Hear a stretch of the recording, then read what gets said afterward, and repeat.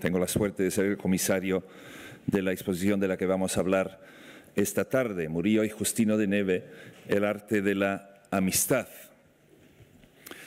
La idea de la exposición procede desde hace ya bastantes años. Yo trabajaba antes como conservador en la Galería Nacional de Londres. Los que han visitado la exposición se habrán dado cuenta que los primeros 3 cuadros de la exposición proceden todos de la Galería Nacional de Londres. Como hoy en día nos toca pensar cuando planteamos nuestros programas de exposiciones en, decimos, construir el proyecto expositivo sobre un núcleo de obras que se encuentran en nuestra colección, pues ya hace muchos años planteé esta exposición para la Galería Nacional de Londres. En aquel momento no fue posible y aquí casi 15 años después es posible hacerla. Por las mismas razones que podía interesar a la Galería Nacional de Londres, pues ha interesado al Museo del Prado. Tenemos 3 importantísimos cuadros que proceden de esta relación amistosa entre el pintor y el canónigo don Justino de Neve, 3 de las mejores obras tardías de Murillo. Por tanto, se podía hacer igualmente en el Prado como en Londres. Y la verdad es que el director me apoyó en la propuesta de realizar la exposición y aquí estamos, por tanto, en el 2012 celebrando el arte de la amistad, las pinturas que salen de esta relación, primero profesional y luego amistosa, de Murillo y de Justino de Neve. Esas son las 2 caras de los protagonistas de este proyecto expositivo. Creo que nos hemos dado cuenta, mientras íbamos preparando la exposición, que realmente Justino adquiere un protagonismo importante, quizás que antes no habíamos conocido, no nos habíamos dado cuenta exactamente hasta qué punto Justino de Neve es un catalista, un elemento fundamental en el desarrollo de la actividad sevillana de Murillo y hasta qué punto es un coleccionista importante de su obra. Hasta el momento conocíamos más bien Nicolás de Aumazur, cuyo retrato tenemos en el Museo del Prado, que fue un marchante flamenco afincado en Sevilla, que sabíamos que tenía una colección bastante grande de obras de Murillo, y no nos habíamos dado cuenta de la importancia que tenía Justino de Neve en cuanto a coleccionismo personal, obras que había encargado directamente a Murillo para su propia colección. Por tanto, creo que emerge en esta exposición Justino de Neve como una figura de relieve en la Sevilla del tercer cuarto del siglo XVII y con un notable perfil en cuanto a su papel de mecenas de Murillo. Ambos retratos proceden, como decía, de la Galería Nacional. A la izquierda aparece Murillo, probablemente un retrato de finales de los años 60, cuando el pintor tenía pues, en torno a los 50 años, quizás algo menos. El retrato lo pinta unos años después de haber hecho el retrato de Justino de Neve, que lo vemos a sus 40 años. Son 2 caras del barroco sevillano y su relación realmente nos introduce al centro de la actividad artística de la ciudad en estos momentos, los años 60 y 70, que, como he dicho, también corresponden con los años de la mejor actividad de Murillo, cuando vemos un artista completamente formado, completamente afirmado, que tiene o disfruta de una enorme admiración en la ciudad de Sevilla. Ya en el 1655, en el Cabildo de la Catedral de Sevilla, se reconoce en un documento, una donación que se quiere hacer a la catedral, se reconoce que Murillo es el artista más célebre, el mejor artista de la ciudad en este año.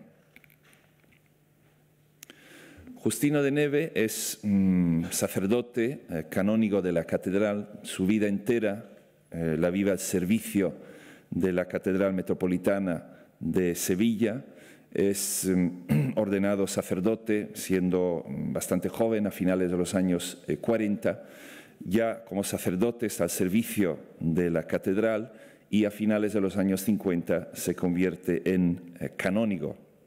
La Catedral de Sevilla es, como todo el mundo sabe, la catedral más grande físicamente en España, pero también lo fue en su momento una de las diócesis más ricas de España, y el cabildo de la Catedral de Sevilla, es decir, aquellos canónigos que tenían un servicio, una dedicación exclusiva al servicio de la catedral, al culto de la catedral, pues representaban una categoría de élite dentro del clero sevillano y dentro de la vida intelectual de la ciudad. Últimamente estamos llegando a conocer mejor las personalidades de los canónigos que formaban el cabildo en estos años, tanto su trabajo en relación a la catedral, sus publicaciones, sus bibliotecas y sus colecciones de arte. Y en estos aspectos, pues Justino de Neve cobra una posición de cierta importancia, ciertamente en cuanto a su biblioteca, que ha sido estudiada por Peter Cherry, que ha contribuido al catálogo de la exposición, y el catálogo de su colección, pues hacen de él una personalidad de mucho interés. Ciertamente su colección de pinturas era mayor que la de cualquier canónigo contemporáneo suyo, demostrando una afición por el coleccionismo y por la pintura que no eran usuales. Los canónigos, por lo general, eran personas bastante ricas, solían proceder de la capa social alta de la ciudad, pero también recibían un salario muy significativo, eran bien remunerados los canónigos de la Catedral de Sevilla. En 1665, Murillo pinta este retrato de Justino de Neve. Es bastante inusual encontrarnos un canónigo de catedral que se hace retratar de esta forma. Normalmente esta tipología de retrato, figura entera, sentado, que mira directamente al espectador, pertenece más bien a los cardenales o hasta a los papas.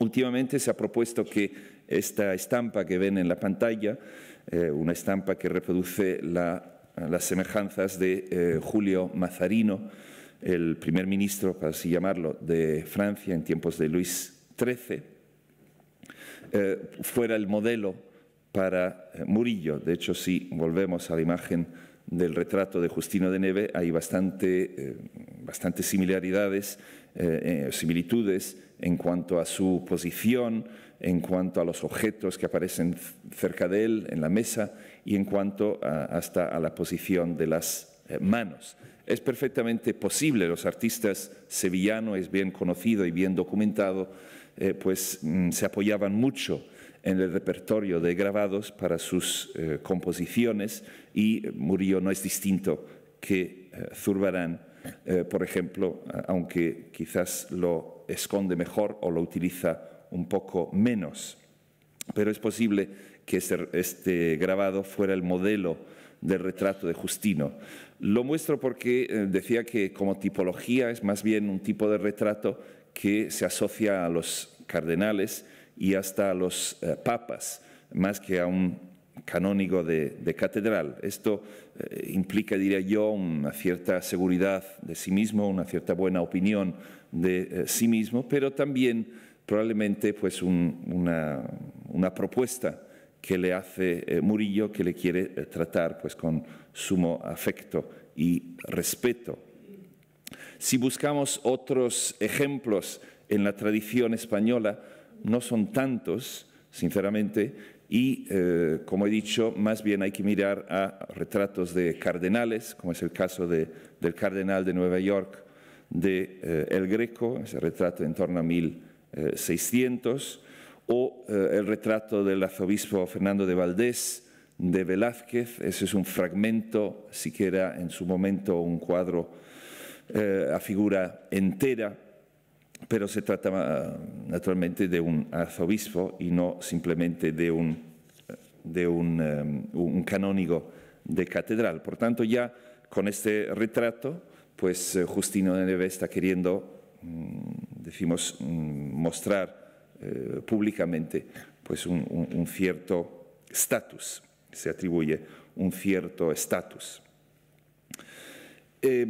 Aparece el escudo a la izquierda del cuadro, que tiene el escudo de los dos apellidos. A la izquierda aparece el emblema que corresponde a su primer apellido, su apellido paterno, Neve, que es de una familia procedente de Flandes, una familia que había hecho fortuna en Sevilla en el comercio con las Américas. Por tanto, Justino de Neve es heredero de una fortuna notable, es decir, era rico de familia, tenía propiedades en Sevilla, tenía terrenos y se le reconoce como muy buen administrador del patrimonio familiar. Vemos que los hermanos y demás miembros de su familia dependen mucho de él en cuanto a la administración de los bienes. Vemos efectivamente que también Justino de Neve viene nombrado en bastantes ocasiones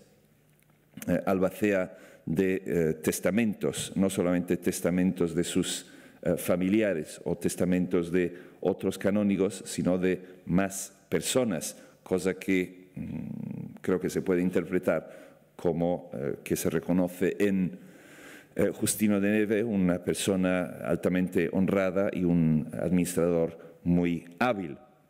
En la parte derecha del escudo pues aparece los emblemas que se relacionan con su segundo apellido, que es Chávez. Evidentemente son llaves que corresponden al sonido de Chávez. Su madre era malagueña, sabemos menos de su madre.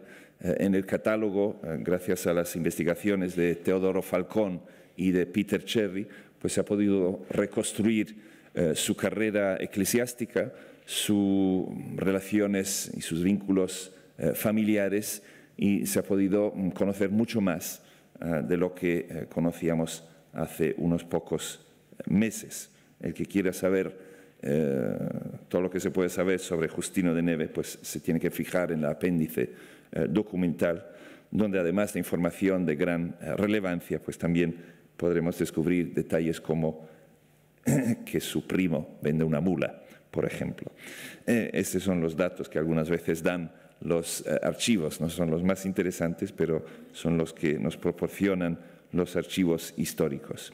Debajo del escudo aparece una inscripción que indica la edad del representado, 40 años, etatis sue 40, y debajo explica que Bartolomé Murillo Romulensis, de la ciudad de Sevilla, como un gesto de amistad había querido hacer este retrato para donarlo al retratado, y pone la fecha 1665.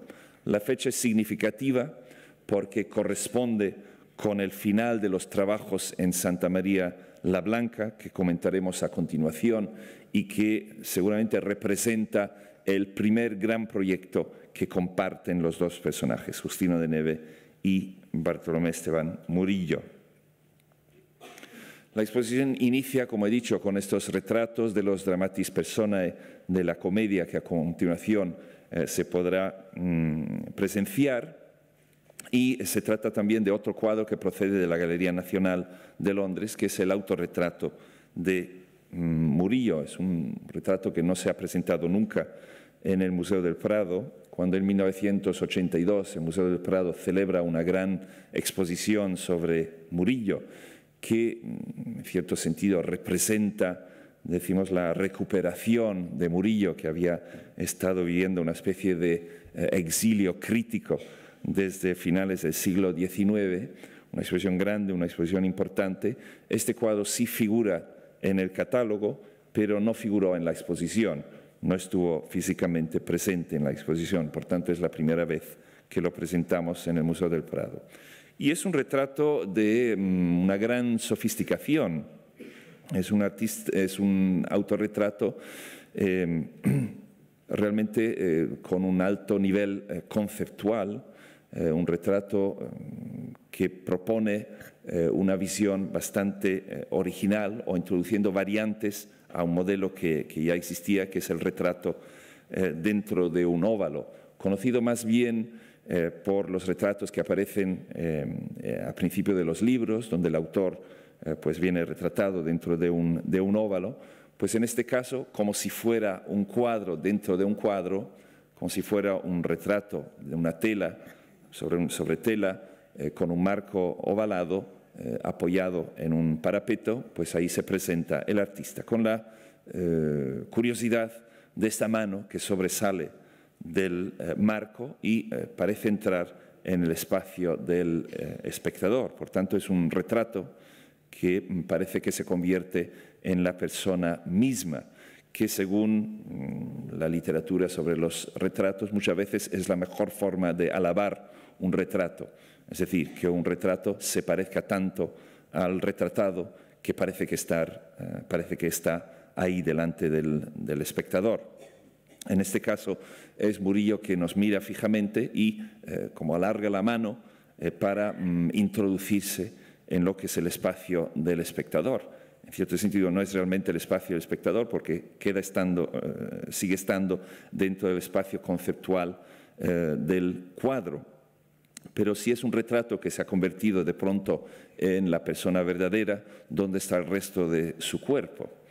Nos plantea estas paradojas visuales el pintor, mostrándose muy hábil en el manejo de temas que son muy pertinentes a la pintura barroca y muy pertinentes a la pintura española. El otro artista que maneja paradojas pictóricos con esta confianza no es otro que el mismo Velázquez. Y es un retrato de pintor, no quiere presentarse como un señor, como un hidalgo, sino un artista y que se representa con los instrumentos de su oficio. Si vamos al detalle, vemos que a la izquierda del cuadro aparece un papel enrollado, un compás, una regla. El dibujo es un dibujo en sanguina, se percibe unas formas. Si lo miráis en la exposición podéis ver que son unas piernas, parece que podrían ser unas piernas de un San Juan Bautista. En la exposición da la casualidad que justo a su lado y está posicionado con este cuadro está el San Juanito pintado en la primera mitad de los años 60, un cuadro que perteneció a la colección personal de Justino de Neve. Los objetos, por tanto, que aparecen a la izquierda del cuadro se relacionan más bien con la actividad del artista, la actividad especulativa, la actividad más intelectual, es decir, la medida, el utilizo de los instrumentos, por así decirlo, científicos, el dibujo. El dibujo es, decimos, el primer lugar donde el pensamiento del artista pues encuentra su expresión. Por tanto, la idea del dibujo, en italiano diseño, pues tiene toda una literatura vinculada al término que vincula esta actividad a la actividad intelectual del pintor. Y en la parte derecha pues aparece la paleta con los colores que ha utilizado para pintar el mismo cuadro, con los pinceles. Parece que está poniendo en equilibrio las dos partes de la actividad del artista, la actividad intelectual, la actividad práctica, y la está poniendo, decimos, dándole el mismo peso a las dos cosas. Era bien conocido en España del siglo XVII el gran debate que había habido en Italia en el siglo XVI y que de alguna forma pues seguía siendo vigente sobre si el diseño tenía la supremacía sobre la pintura o si era al revés. Aquí pues parece que da su propia respuesta a este gran quesito, al gran parangón teórico de los debates del arte en el siglo XVI. Pero también me parece que lo hace con la forma en que se ha querido autorrepresentar, es decir, la mirada firme, esta gran frente iluminada por por una luz que procede de lo alto, es decir, el lugar del pensamiento, del procesamiento mental, etcétera, pues tiene que buscar su salida a través de la actividad de la mano que se proyecta fuera del marco y entra en nuestro espacio. Debajo del marco ovalado aparece esta inscripción que muestra en un latín un poco curioso, no siempre fácil de entender muy precisamente, que este retrato, Bartolomeo Murillo, se ipsum depingens, pintándose a sí mismo o ha pintado a sí mismo, pro filiorum votis, es decir, a petición de sus hijos. Puede parecer curioso que para sus hijos el pintor quiera hacer un retrato con tanta carga, decimos, intelectual, y hasta se ha llegado a proponer últimamente en una publicación sobre el retrato en Sevilla que este filiorum no se refiere tanto a sus hijos de la carne, sino más bien los hijos artísticos de Murillo, sus discípulos, los que estudiaron con él, aprendieron con él directamente en su taller y también pues, en la Academia de Dibujo, Academia Pintura de Sevilla, que él mismo funda en 1660. Yo generalmente prefiero las interpretaciones más directas y pues nos consta que el hijo de Murillo, Gaspar Murillo, que fue posteriormente canónigo también él mismo de la Catedral de Sevilla, seguramente una plaza que consiguió gracias también al apoyo de Justino de Neve, pues tenía en su posesión el inventario que se redacta de su colección después de su muerte, pues se refiere a un retrato de su padre, lo más probable es que fuera un autorretrato de su padre y lo más probable es que fuera este, que él había hecho, como dice la inscripción, pues para decimos, responder a la petición de sus hijos. Y aquí muestro la imagen de Diego Velázquez en Las Meninas, donde vemos este momento de pensamiento, es decir, justo antes de tocar la paleta con el pincel, cuando el artista pues está considerando en su mente cuál tiene que ser, decimos, su gesto manual siguiente, pero es un proceso mental que después se traslada al proceso manual.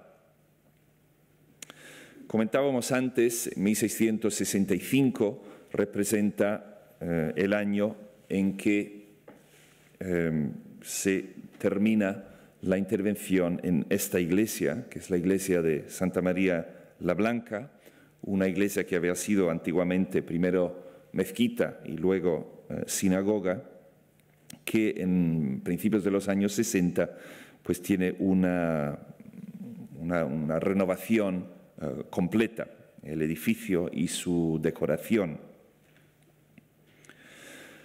Este es el exterior, la verdad es que no tiene un gran espacio delante de él, por tanto es difícil tener una idea realmente de cómo está hecha la iglesia, pero aquí pueden ver en la imagen del plano cómo está construida esta iglesia. Lo indico en el plano porque creo que puede ayudar para entender el lugar para el cual Murillo pinta las 4 obras que aquí se ubican, los 2 mediopuntos grandes que van aquí, y los 2 mediopuntos pequeños, están los 4 en la exposición.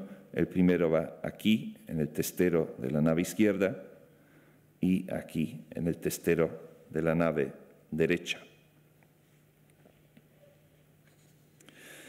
La iglesia es una de las 4 capillas que dependen directamente del cabildo. Por esa razón, a principios de los años 60, Justino de Neve, ya canónigo, viene nombrado supervisor del proyecto de renovación de la iglesia de Santa María la Blanca.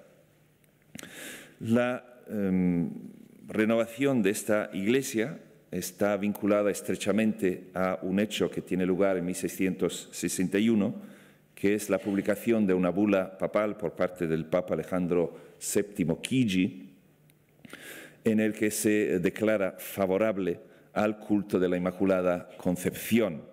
Como sabéis, el culto pues, no tiene aprobación final, convirtiéndose lo de la Inmaculada Concepción de la Virgen en dogma de la Iglesia Católica solamente en el siglo XIX, pero hay una serie de pasos previos que son aprobaciones papales de la liturgia, del culto de la Inmaculada, etc. Y uno de estos pasos muy fundamentales es el que se cumple en 1661.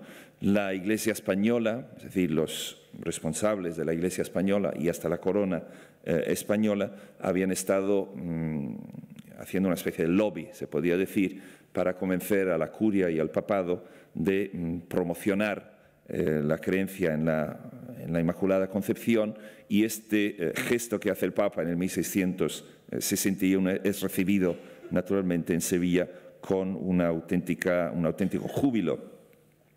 Y a raíz de esta aprobación, pues se inicia una serie de intervenciones en las iglesias de Sevilla, se organiza una serie de actos, de procesiones y decoraciones de interiores de iglesias. Y es el caso precisamente de Santa María la Blanca. Creo que es importante entender un poco el contexto en el cual se plantea la renovación y la decoración de esta iglesia.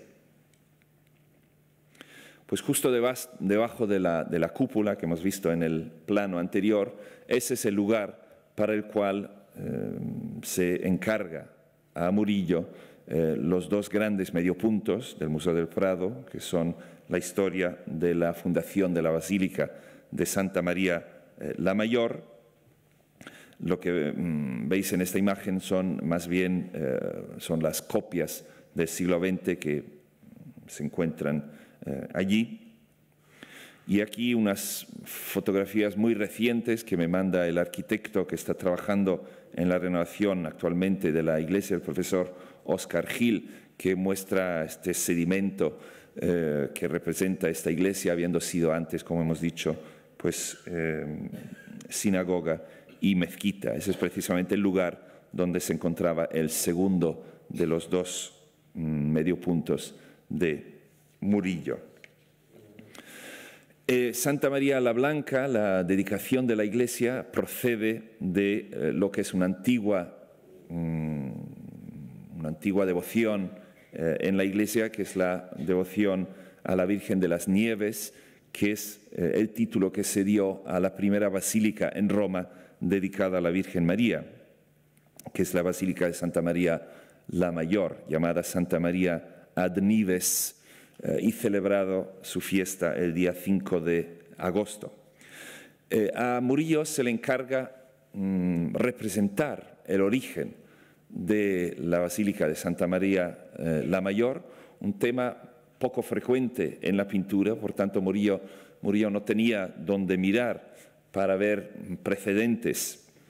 Hay algún mosaico en Roma y francamente poco más en que se podía apoyar Murillo. Murillo nunca viajó a Italia, no pudo ver estos mosaicos, entonces realmente se tiene que inventar cómo representar el origen de la Basílica de Santa María la Mayor. Pues a mitad del siglo IV se narra que el patricio Johannes, el patricio Juan, él y su mujer, muy devotos de la Virgen, quieren dedicar parte de su patrimonio a la construcción de una capilla, una iglesia en honor de la Virgen María. No tienen hijos y por tanto no tienen herederos y entonces quieren dedicar su patrimonio a este fin. Pues en una noche del 5 de agosto pues tienen ambos un sueño y en este sueño pues se le aparece la Virgen y le dice que aprueba de su intención y que a la mañana siguiente tienen que acercarse a un lugar donde ha habido una milagrosa nevada en Roma. En agosto no neva, evidentemente, y entonces encontrarán donde quiere la Virgen que se construya esta capilla, o esta iglesia. Entonces, como he dicho, Murillo se tiene que inventar cómo representar esta escena.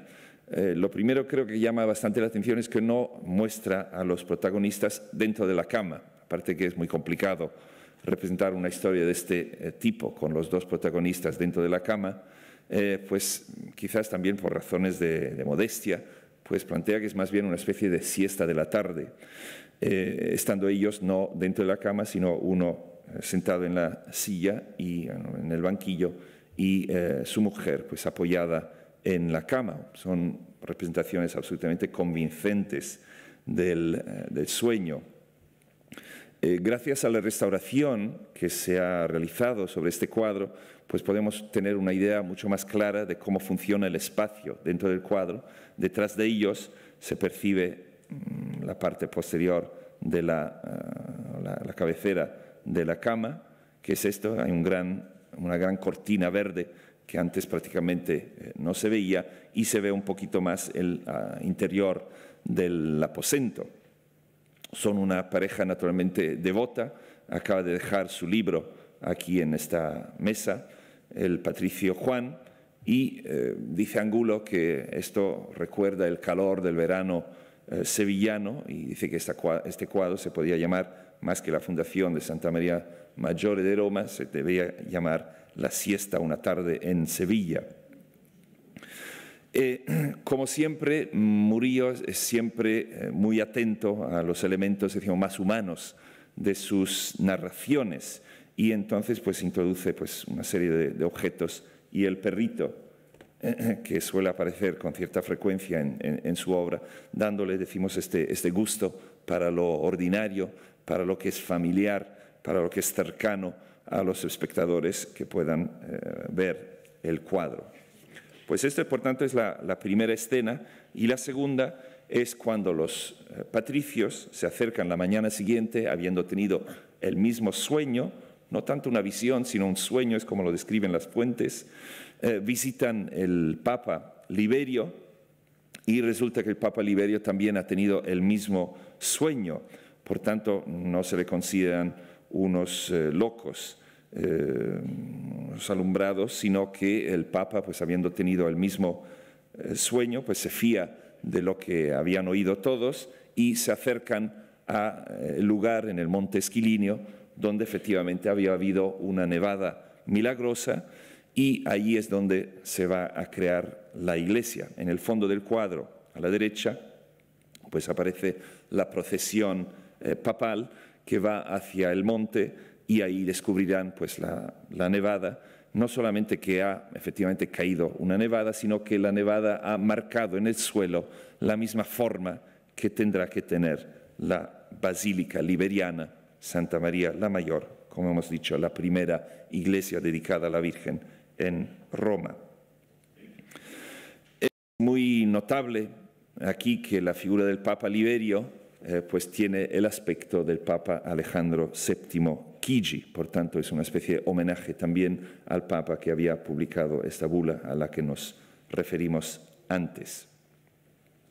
También es curioso, en una ciudad donde las procesiones callejeras son lo más normal del mundo, en Semana Santa, con motivo del Corpus, etc., que aparecen muy poco representadas las procesiones en la pintura sevillana. Por tanto, esta representación se convierte en una especie de excepción. Es una procesión papal y forma naturalmente una parte integral de la narración, de la historia que cuenta el cuadro, pero es una cosa, creo, digna de mencionar, que Murillo pues, representa una procesión religiosa pues, en este cuadro. También vemos aquí este gesto también muy humano de este señor cardenal que a lo mejor duda de la veracidad de lo que le dicen estos señores, y lo manifiesta pues, con este gesto de sujetar los quevedos. Pues esos son los dos cuadros grandes que pinta Murillo para la zona justo debajo de la cúpula. Aprovecho la imagen que tengo en la pantalla para comentar estas esquinas o enjutes, que evidentemente no tienen nada que ver con lo que hizo Murillo, son muy posteriores. De hecho, aquí aparece la fecha 1813. ¿Qué es lo que pasa con estos cuadros?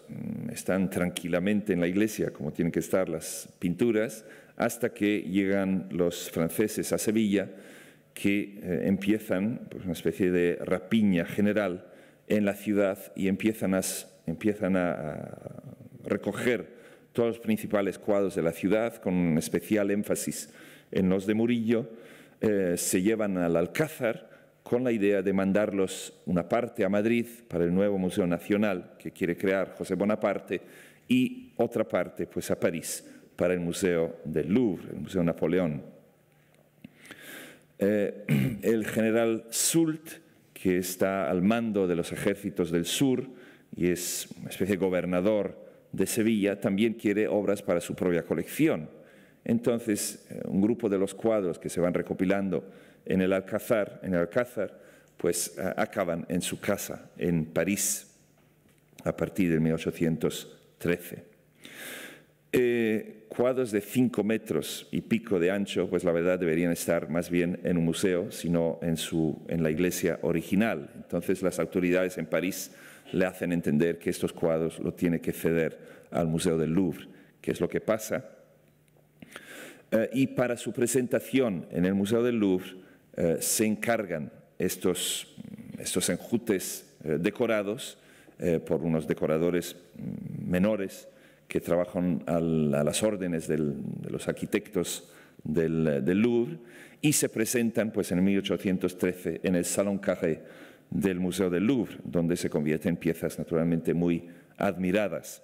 No se quedarán ahí mucho tiempo porque nada más terminar la guerra, soldados españoles bajo el mando de un general español entran en el Louvre. Los conservadores no quieren, ni mucho menos, ceder estas obras, entonces por fuerza consiguen bajar los cuadros de la pared, se enrollan y se ponen en unas carrozas y se llevan a Madrid, llegando en 1815. Se llevan a Madrid, no a Sevilla, y se llevan a la Academia, y solamente en 1901 serán incorporadas a la colección del Museo del Prado. Esta decoración que vemos en las esquinas, dorada, de estilo neoclásico, pues está relacionado con el tema de los cuadros, en cuanto que lo que se representa en estos grandes medallones en las esquinas son vistas y planos de la misma Basílica de Santa María la Mayor, y se presentan pues, como si fueran trofeos militares. Aquí unos yelmos y espadas, y aquí la tiara papal con las llaves cruzadas. En la Academia, cuando vuelven a España, en 1815, no se decide retirarlos, se dejan en los cuadros y así se han mantenido hasta hoy. No hemos pensado ni esconderlos, sino dejarlos a la vista con la restauración que hemos realizado precisamente a la vista de esta exposición. 2 cuadros más para esta iglesia son los dos lunetos más pequeños, los 2 mediopuntos más pequeños, que es la Inmaculada Concepción, que sí que se queda en Francia y acaba en un periodo más tarde, entra en el Museo del Louvre, y ahí vuelve a aparecer Justino de Neve, entre los devotos que están reverenciando a la Virgen María, la Virgen de la Inmaculada Concepción, pues aparece el mismo Justino de Neve con algunos otros personajes. Este seguramente sería un retrato, y posiblemente estos dos, aunque aquí tendríamos menos seguridad, mientras que en el fondo aparecen los que seguramente son los padres de la Virgen, Joaquín y Ana. La inscripción, in principio dilexit eam, se refiere pues, precisamente al hecho de que desde el primer momento de su concepción la Virgen fue concebida inmaculada, fue amada, dilexit, se deleitó en ella, la amó, se refiere a Dios que le concede este privilegio a la Virgen María.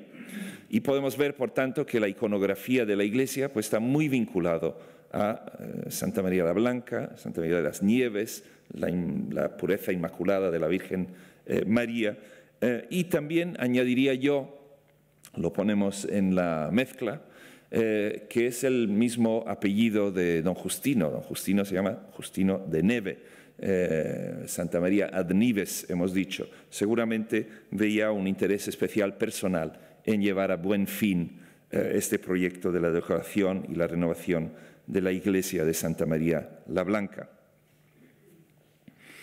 Esa es una reconstrucción virtual que hemos hecho para ver qué aspecto podría tener en la iglesia, la Inmaculada Concepción del Louvre, si la volvemos a poner en el espacio previsto para ella. Interesante que en la iglesia se queda este resto, de lo que fue seguramente el marco del cuadro. Entonces, aquí con los compañeros en el gabinete técnico del museo hemos hecho esta reconstrucción imitando un poquito aquí en esta zona el efecto de esta parte del marco. Y me parece una imagen bastante convincente. Aquí muestro la comparación entre las dos cabezas de Justino de Neve. Creo que para mí por lo menos es bastante obvio que se trata de la misma persona. Aquí lo vemos de perfil, aquí lo vemos de frente, aquí parece ligeramente más mayor, pero esto puede tener que ver con el envejecimiento del cuadro más que con el envejecimiento de la persona.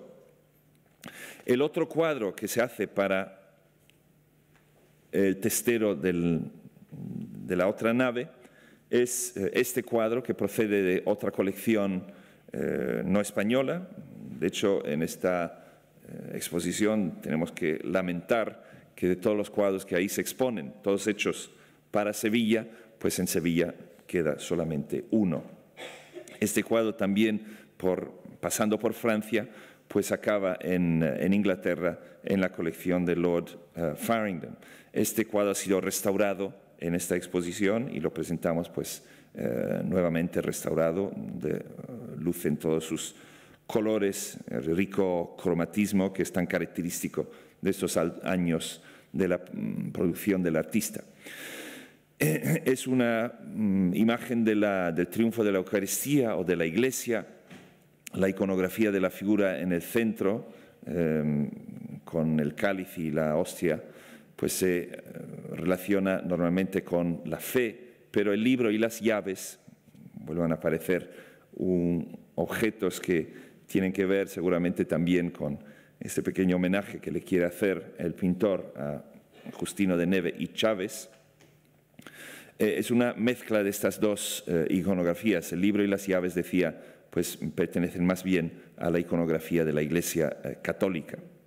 Y la inscripción "In finem dilexit eos", al final les amó, es una cita del Evangelio de San Juan, que decimos completa la pareja. Si el primer cuadro era "in principio", esto es el final. Si en el principio amó a la Virgen, pues al final amó la Iglesia. Y como bien se sabe en la teología católica, la figura de la Virgen de la Iglesia pues se sobreponen una a la otra.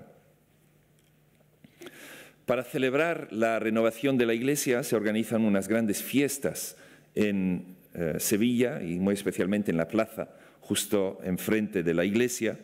Se organizan procesiones, misas al aire libre, justas poéticas, bailes, se construyen unos arcos efímeros y también se organiza, lo comentaré en un momentito, una exposición de pintura al aire libre. Es la primera mención que tenemos en la historiografía española de una exposición de arte al aire libre. Se construye pues un altar efímero. Por la descripción que hace Torre Farfán de las fiestas de Santa María la Blanca, publicado en 1665, hemos podido reconstruir el aspecto que tenía este altar efímero, y es evidente que Justino había prestado de su colección 3 obras, que son el San Juanito a la izquierda, la Virgen Inmaculada del centro y el cuadro del Cristo Buen Pastor que vemos a la derecha, y que es el único cuadro de Murillo que no hemos conseguido para la exposición de entre los que habíamos pedido. Y en la parte alta un cuadro de Herrera el Mozo. Pues la Inmaculada, aquí está el cuadro de Herrera el Mozo, donde volvemos a ver esta combinación de la iconografía de la Inmaculada Concepción. Aquí está la mujer vestida de sol, vestida de blanco y de azul, con los colores típicos de la Virgen de la Inmaculada Concepción, y la adoración de la hostia.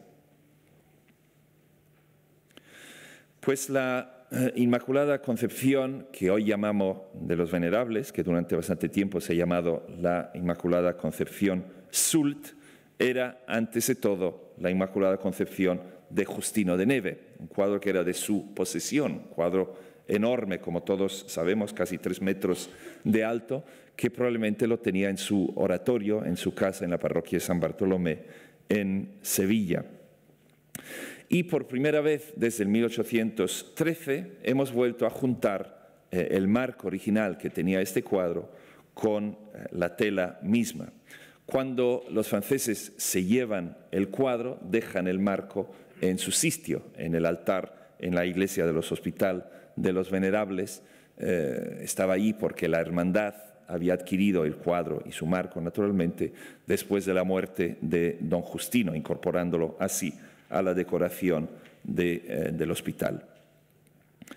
Pues en su casa seguramente lo tuvo así, y se puede entender mucho mejor, yo creo, el cuadro con este marco espléndido, entallado, con los elementos sacados de la Litanía de la Virgen, la torre de marfil, la Janua Coeli, la puerta del cielo, el speculum sine macula, el espejo sin mancha y otros emblemas que se asocian a la Virgen. Es decir, están ausentes en el cuadro porque están presentes en el marco, y las dos cosas hay que entenderlas conjuntamente.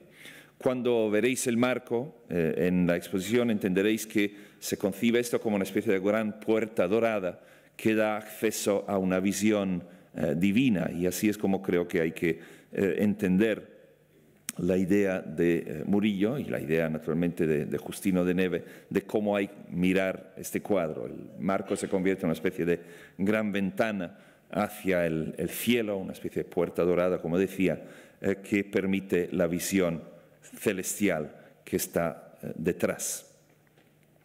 Hemos pedido la colaboración del Hospital de los Venerables Sacerdotes, que es hoy sede de la Fundación Focus Abengoa, que son coorganizadores con nosotros de esta exposición, y ellos han gestionado la petición al Arzobispado de Sevilla para que pudiéramos presentar en Madrid el marco junto con el cuadro, y así lo haremos también en Sevilla, en la segunda sede de la exposición. Pues la Inmaculada de los Venerables, como preferimos llamarlo ahora mismo en el museo, pues ha sido también objeto de una restauración reciente. Hace 2 años se terminó, también con vista a este proyecto, y siendo un cuadro que ha sufrido bastantes intervenciones a lo largo de su historia, la verdad que se encuentra en un estado bastante bueno. La obra fue devuelta a España después de haber salido para Francia en 1813 y haberse incorporado a las colecciones del Louvre en el 1852 como el cuadro más caro de la historia. Se vendió en aquel momento en 600.000 francos. Fue devuelto a España en 1940 gracias a un acuerdo entre el general Franco y el mariscal Pétain, con tonos de un gran acuerdo político, probablemente para animar al gobierno español que no entrara en la Segunda Guerra Mundial y mantener su neutralidad. El cuadro viene a España junto con la Dama de Elche y con las coronas visigodas que se encuentran hoy en el Museo Arqueológico, a cambio de un retrato de Velázquez y su taller de Mariana de Austria que procede de nuestro museo y que se puede ver hoy en el Louvre. Eso es uno de los otros cuadros que, como hemos dicho, presta Justino de Neve para las celebraciones de la fiesta de Santa María la Blanca, junto con este cuadro de la Lane Collection que, lástima, no hemos podido incluir en la exposición. Decía que con motivo de las celebraciones de la inauguración de la iglesia, las procesiones, las misas, las justas poéticas, etcétera, también se organiza una exposición al aire libre.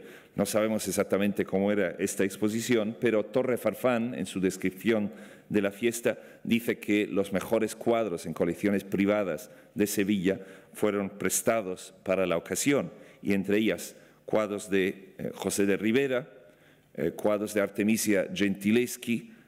Muestro esto, que hoy en día está en la Catedral de Sevilla, que en aquel momento procedía de la colección del Duque de Alcalá, del Caballero de Arpino, específicamente una Inmaculada Concepción, de Luca Cambiaso, el artista que había sido activo, como todos sabemos, en el Escorial.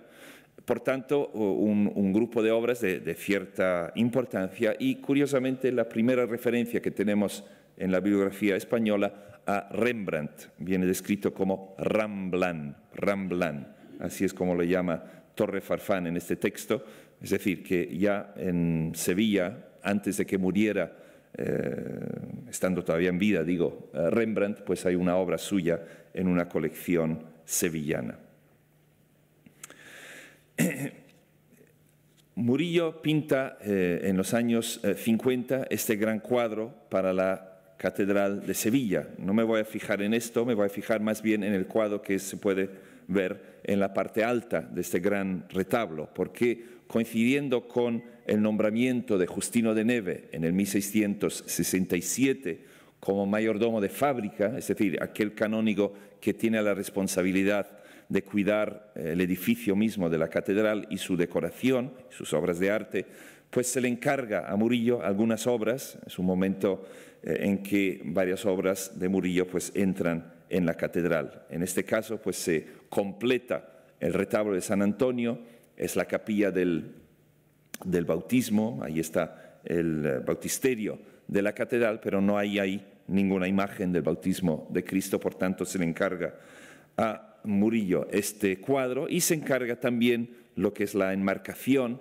al mismo enmarcador, Bernardo Simón de Pineda, que había hecho el marco de la Inmaculada que acabamos de ver. Este cuadro también, con motivo del préstamo, en el Museo del Prado se ha restaurado. Es un cuadro que se conserva muy bien y que mantiene toda la riqueza cromática que, como comentábamos antes, es precisamente característica de esos años de actividad de Murillo. En el caso de este cuadro, Murillo pintó un pequeño boceto. Murillo parece ser que tenía la costumbre de hacer bocetos pintados, normalmente sobre lienzo, para poder presentar a sus mecenas. Posiblemente esto es lo que enseña a Justino de Neve como mayordomo de fábrica para, decimos, tener la luz verde para pintar el cuadro que exponemos en la exposición.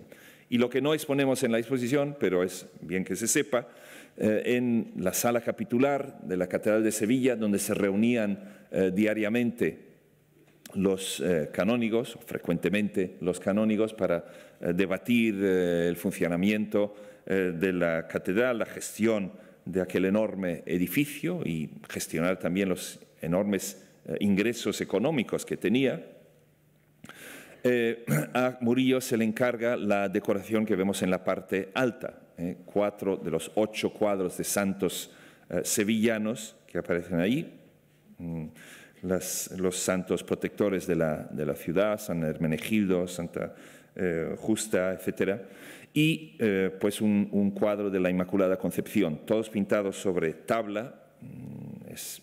No es correcto pedir su préstamo cuando tienen su lugar, y además es muy complicado mover los cuadros de su sitio, por tanto no los hemos pedido en préstamo a la exposición, pero son reflejo de este entusiasmo que tiene Justino de Neve ya como mayordomo de fábrica para incorporar obras de Murillo a la catedral. Aquí vemos la Inmaculada, también en ese caso con otro marco, también diseñado y realizado por Bernardo Simón de Pineda, que tiene toda esta exuberancia que está presente dentro del cuadro, es decir, el marco se convierte en una especie de continuación de la exuberancia pictórica de la obra en sí. La penúltima parte de la exposición es la que se dedica al Hospital de los Venerables Sacerdotes en Sevilla, a mitad del siglo XVII, pues con la peste del 49 y con la caída económica de la ciudad, se percibe la creación de distintas hermandades para el servicio de los pobres. El Hospital de la Caridad es uno y el Hospital de los Venerables Sacerdotes es otro, a mitad de los años 70. Aquí Justino de Neve tiene mucho que ver con otras personalidades sevillanas, pues crear un hospital, una casa de cura para los sacerdotes ancianos y enfermos de la ciudad. Se denomina así el Hospital de los Venerables Sacerdotes. Ese es el patio interior del hospital, especialmente aquí donde vamos a celebrar la segunda sede de la exposición a partir de octubre. Y entre los cuadros que se presentan ahí, pues están esta especie de viñeta de Lucas Valdés, el hijo de Valdés Leal, que muestran pues, los nobles de la ciudad, pues cuidando, los miembros de la hermandad, cuidando de los sacerdotes ancianos y enfermos, los sacerdotes también peregrinos, es decir, que van de viaje. Entonces, para la Iglesia de los Venerables Sacerdotes, vemos cómo varias obras procedentes de Justino pues acaban en ese espacio. Os indico este espacio aquí, este retablo, este altar, que es donde se ubica la Inmaculada de los Venerables Sacerdotes, un cuadro que, como hemos dicho, entra en la Iglesia, pues gracias a la adquisición a los herederos de Justino de Neve. Aquí lo vemos en su lugar. Esto naturalmente es un montaje fotográfico, pero dentro de unos meses se podrá ver realmente así cuando se presta esta obra a la Iglesia. Pues otro cuadro que se encarga específicamente a Murillo para decorar el Hospital de los Venerables Sacerdotes es este cuadro que se encuentra también en la exposición, que es la Virgen y el Niño repartiendo pan a los sacerdotes, una obra que se suele fechar tarde, 1679, cuando el hospital pues, está todavía en fase de construcción y se está empezando a utilizar algunas partes de él. Y aquí aparecen tres sacerdotes, yo creo que quieren representar las tipologías de curas que se quiere ayudar en el hospital, que son curas ancianos, enfermos y peregrinos, que aparece como si fuera un peregrino que va a Santiago. Y es el niño Cristo que distribuye pan para su sustento. Este cuadro también se lo lleva el mariscal Soult y acaba pues, en Budapest. Los compañeros de Budapest han sido tan generosos para que pudiéramos, nos lo han prestado para que pudiéramos enseñarlo en la exposición, y además este cuadro también, aunque no lo enseño en la foto, viene con su marco sevillano original. Quizás penséis que me estoy obsesionando con los marcos, pero creo que para entender la pintura sevillana de este momento es muy importante entender, decimos, el conjunto, no solamente el cuadro en sí, sino la forma en que se presenta su marco, su entorno, el retablo y la iglesia para la cual fue hecha. Aquí hay otro montaje más. El primer retablo, el primer altar de la iglesia a la derecha, antes de llegar a el de la Inmaculada Concepción, es este.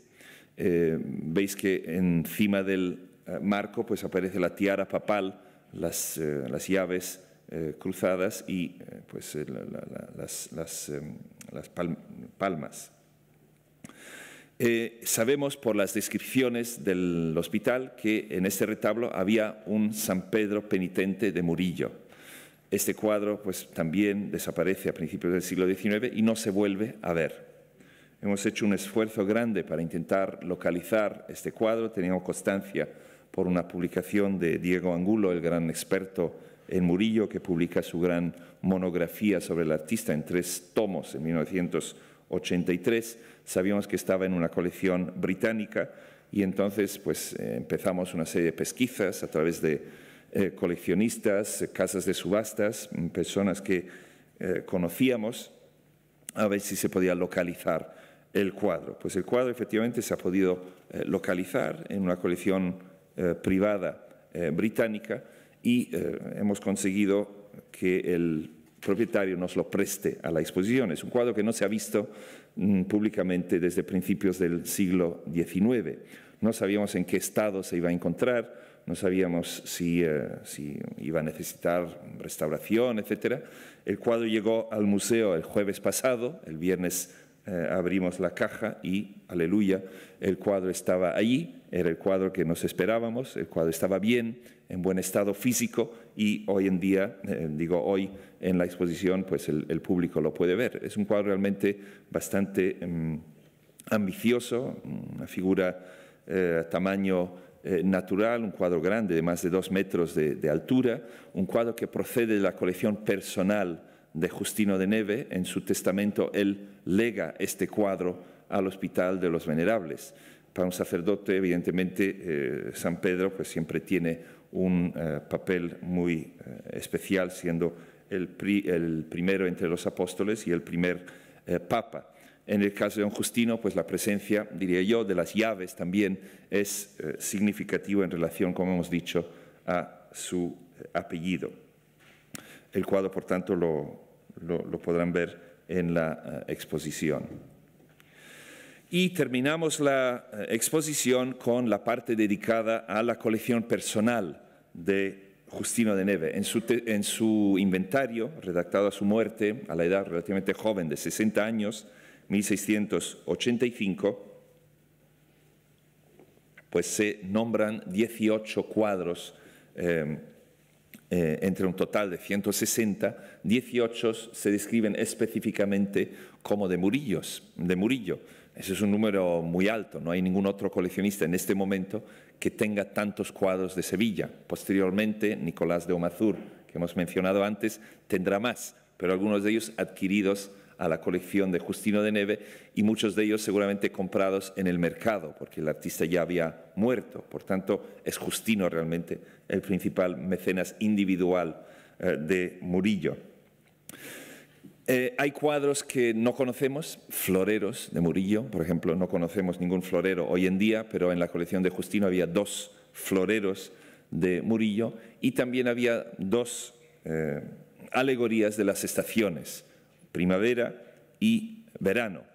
Creemos que se trata de los 2 cuadros que allí presentamos, el maravilloso cuadro de la Dulwich Picture Gallery, que será la tercera sede de la exposición en Londres, un cuadro de una dulzura, una ternura extraordinaria y de una magnífica bravura pictórica.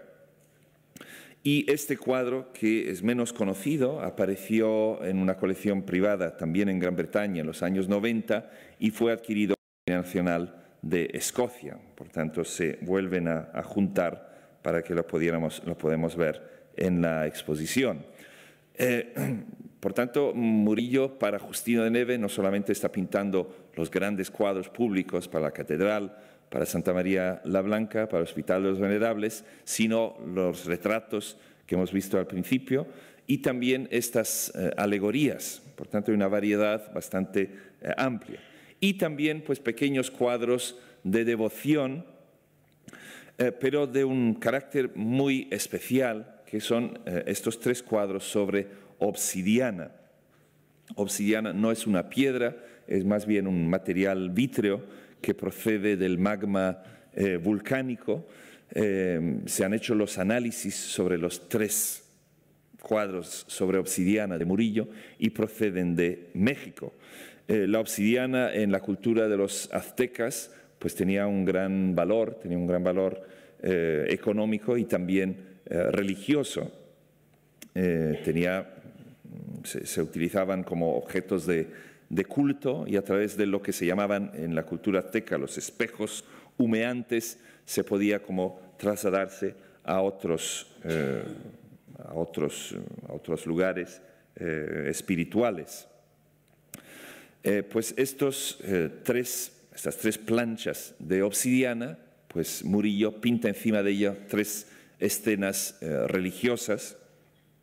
Para mí la más bella de todas es esta, procedente del Museo del Louvre, que es la oración en el huerto, donde utiliza las mismas características de la obsidiana, que son la superficie reflectante, con estas vetas naturales que tiene el material, que se convierte en una especie de rayos de luz divina que caen del cielo y caen encima de Cristo en su momento de su agonía en el huerto.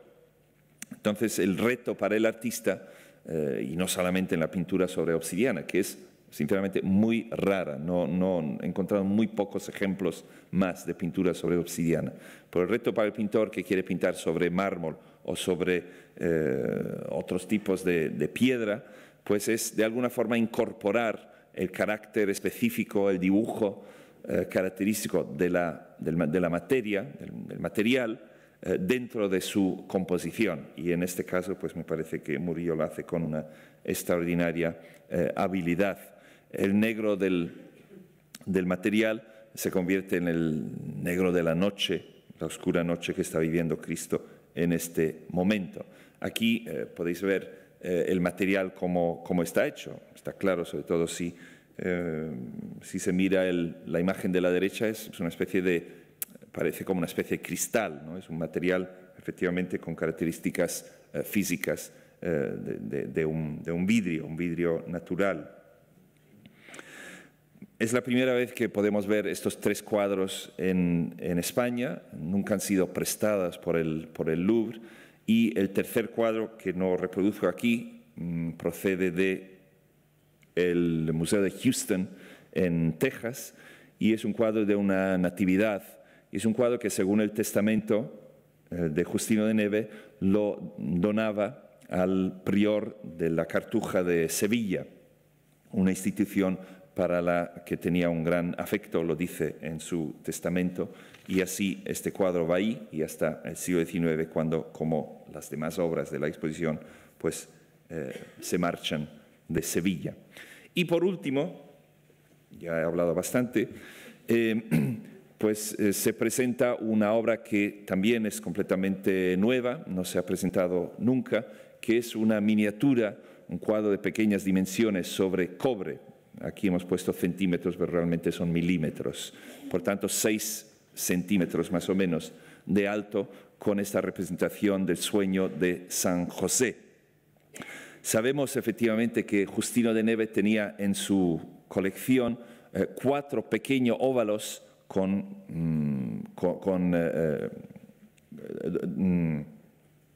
marco dorado de santos, uno de los cuales era San José.